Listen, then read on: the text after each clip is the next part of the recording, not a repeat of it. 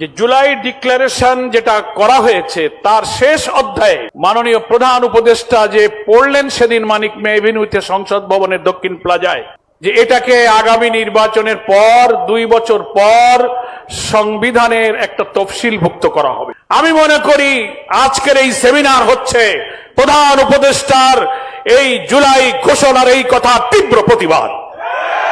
জনগণ এটা মানে নাই। অসম্পূর্ণ জুলাই ঘোষণাকে সংশোধন করে এটাকে আইনি ভিত্তি প্রদানের যত যুক্তি আজকে এখানে সেমিনার দেয়া হয়েছে সেটা মেনে নিতে হবে। প্রবন্ধকার চ্যালেঞ্জ দিয়ে বলেছেন, যদি আপনারা না পারেন, অক্ষম হন, তাহলে আমাদেরকে দায়িত্ব দেন, এই আইনের ভিত্তির ড্রাফট আমরা আপনাদেরকে সরবরাহ করব। সম্মানিত সুধীবৃন্দ, যারা বলেছেন, এখনো বলছেন, একটি দলের বড় বড় নেতারা, স্থায়ী কমিটির নেতারা বলছেন যে পার্লামেন্ট ছাড়া কি করে আইন তৈরি করা হবে। আজব ব্যাপার। আজকের প্রমাণদের তথ্য প্রমাণ সেই সব নেতাদের বক্তব্যের তীব্র প্রতিবাদ। আপনারা মানুষের আকাঙ্ক্ষার বিরুদ্ধে কথা বলেছেন। আইন, বিধান, সংবিধান, প্রক্লামেশন, অর্ডিন্যান্স, লিগাল ফ্রেমওয়ার্ক অর্ডিন্যান্সের ভিত্তিতে যেটা 70 নির্বাচন হয়েছিল, সমস্ত বিধানের বিপক্ষে আপনি কথা বলে গণ আকাঙ্ক্ষার বিরুদ্ধে যে কথা বলেছেন, এই প্রবন্ধে তা উল্লেখ করে আপনাদের বক্তব্যের তীব্র প্রতিবাদ করা হয়েছে। একটি বড় দলের স্থায়ী কমিটির আরেকজন সদস্য বলেছিলেন বেশ আগে, সংস্কার কমিশনে যত আইন আপনারা বানান, যত কিছু দেখেন, আমরা সংসদে গিয়ে সব কিছু মুছে দেব। কি বলেছেন বলেন? তার বিরুদ্ধে এই প্রবন্ধ হচ্ছে তীব্র প্রতিবাদ। শিক্ষা নেওয়া উচিত। আপনারা শুধু এটা মনে করবেন না যে আইন, কানুন, সংবিধান সবকিছু আপনাদের আলমারিতে আছে। এদেশের মানুষের কাছেও আইন, সংবিধান সম্পর্কে অভিজ্ঞ মানুষও আছে, রেকর্ডও আমাদের কাছে আছে। যদি আপনাদের আরো কোনো পাল্টা যুক্তি থাকে, সর্বদলীয় ভাবে দেশের সেরা বরেণ্য আইনজ্ঞদেরকে নিয়ে আপনারা একটি রাউন্ড টেবিল বৈঠকের আয়োজন করুন। সেখানে যুক্তি পেশ হোক, সারা দুনিয়াতে লাইভ টেলিকাস্ট হোক, দেশ এবং বিদেশ দেখুক যে আইনি ভিত্তি না দিয়ে বিদ্যমান কাঠামোতে নির্বাচন হলে আরেকটা হাসিনার জন্ম হবে, আরেকটা ফ্যাসিবাদের জন্ম হবে। দুনিয়ার মানুষকে সাক্ষী রেখে আমি মাননীয় প্রধান উপদেষ্টা ডক্টর প্রফেসর ইউনূসকে আমি এই আহ্বান জানাই।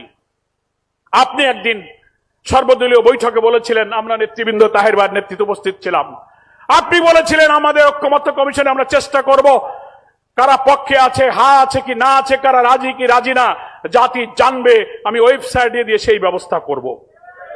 সেই সাথে ধন্যবাদ জানিয়ে বলবো, আপনি একটি জাতীয় বিতর্কের আয়োজন করুন সরকারের উদ্যোগে, সকল দল, আইনজ্ঞ বিশেষজ্ঞ, সংবিধান বিশেষজ্ঞ সেখানে অংশগ্রহণ করুক, দুনিয়াবাসী জানুক যে কাদের কথা ঠিক আর কাদের কথা শুধু দলের স্বার্থে আর ব্যক্তির সাথে, দেশের কোন স্বার্থ যেখানে নেই, দুনিয়াকে জানার সুযোগ দিন। সম্মানিত দেশবাসী, আজকে প্রমাণ হচ্ছে অধিকাংশ ভোটারের প্রতিনিধিত্ব করে যে সমস্ত রাজনৈতিক দল, জামাত ইসলামী, ইসলামী আন্দোলন, এনসিপি, গণ অধিকার, খেলাফত আন্দোলন, হেফাজত, মজলিস, তারপরে অন্য যত দল সংগঠন আছে, সকলেই বলছে প্রপোর্শনাল রিপ্রেজেন্টেশন, পিআর পদ্ধতি ছাড়া কখনো নিরপেক্ষ নির্বাচন হবে না। কিন্তু আপনাদের কি হয়েছে আমরা জানি না। গ্রামে বলে বাঙালিকে হাইকোর্ট দেখান। বড় দলের নেতারা বলছেন যে মানুষরা ইভিএম বোঝে না, তারা পিআরও বোঝে না। আরে বাবা, ইভিএম কি আর পিআর কি? ইভিএম তো একটা ইলেকট্রনিক ভোটিং মেশিনের নাম, আর পিআর হচ্ছে একটা ইলেকট্রাল সিস্টেমের নাম। ফলে এই কথা বলে আমাদেরকে, জাতিকে বিভ্রান্ত করতে পারবেন না। পিআর হলে কালো টাকা, মনোনয়ন বাণিজ্য, পেশি শক্তি, এগুলো করতে পারবে না যারা, তারা পিআরকে বাধা দিচ্ছে। একটা কোয়ালিটি রিচ পার্লামেন্ট হবে, প্রত্যেকটি ভোটের মূল্যায়ন হবে। পিআর পদ্ধতির পক্ষে এখন বাংলার অধিকাংশ জনগণ মত দিয়েছে। অনেকগুলো জরিপ বলছে 70 অথবা 78% লোক বলছে পিআর পদ্ধতিতে নির্বাচন হতে হবে। লোয়ার হাউস এবং আপার হাউস প্রস্তাবিত 2 হাউজেই আমরা পিআর এর নির্বাচন চাই। প্রিয় ভাইয়েরা, আমার কথা শেষ করতে চাই এই কথা বলে সব সংস্কার প্রস্তাব এর আইনি ভিত্তি দিয়ে আগামী নির্বাচন এই সরকারের অধীনে না হলে বাংলাদেশের ভাগ্যে এক মহা দুর্যোগ অপেক্ষা করছে। তাই সব দেশপ্রেমিক রাজনৈতিক দল, ইসলামী শক্তিকে আমি আহ্বান জানাবো, আমাদের প্রিয় আমিরে জামাত ডক্টর শফিকুর রহমান একটি মানবিক নতুন বাংলাদেশ গড়ার জন্য জাতীয় ঐক্যের ডাক দিয়েছেন। আমরা বক্তৃতায় বলবো ব্যক্তির চেয়ে দল বড়, দলের চেয়ে দেশ বড়, কিন্তু যখন নিজের স্বার্থ আসবে তখন কথা উল্টে গিয়ে বলবে দেশের চেয়ে দল বড়, দলের চেয়ে ব্যক্তি বড়।